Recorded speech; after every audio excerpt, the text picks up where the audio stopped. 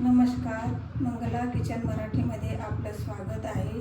गाईच्या लोण्यापासून तूप कसं तयार करायचं आपण हे आज शिकणार आहोत. हे बघा, असं छान पिवळसर तूप आपण कसं तयार करणार आहोत हे आपण आज बघणार आहे. आज आपण लोण्यापासून तूप कसं तयार करायचं हे बघणार आहोत. त्याच्यासाठी प्रथम मी लोण्यामध्ये पाणी टाकून घेतलं आहे आणि ते लोणी 4 ते 5 वेळा स्वच्छ धुवून घ्यायचं आहे. आता आपण धुवून घेऊया.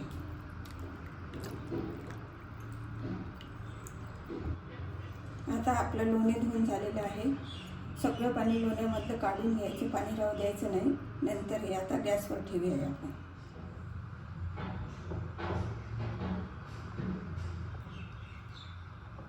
आता आपण याला मंद आचेवर पूर्ण विरघळवून पारदर्शक होतपर्यंत गॅसवर ठेवणार आहे. आता 10 मिनटं झाले आहे. आपण याच्यामध्ये एक फोडलेली विलायची आणि एक लवंग टाकूया आणि असंच राहू द्यायचं आहे. अजून पुरेपूर आपलं तूप व्हायचं आहे. थोडा वेळ ढवळत राहूया आणि नंतर सावकाश बिलकुल मंद आचेवर होऊ दे.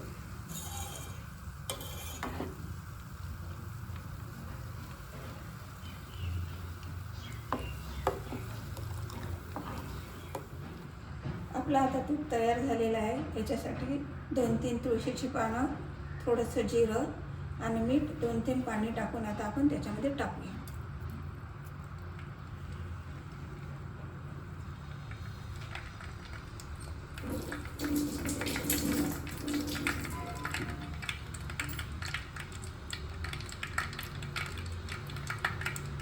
आता आपलं तूप तयार झालेलं आहे. आपण आता गॅस बंद करूया.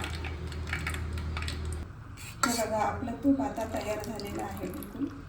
आता हे दुसऱ्या भांड्यामध्ये काढून ठेवूया. रेसिपी आवडली असल्यास लाईक करा, सबस्क्राईब करा आणि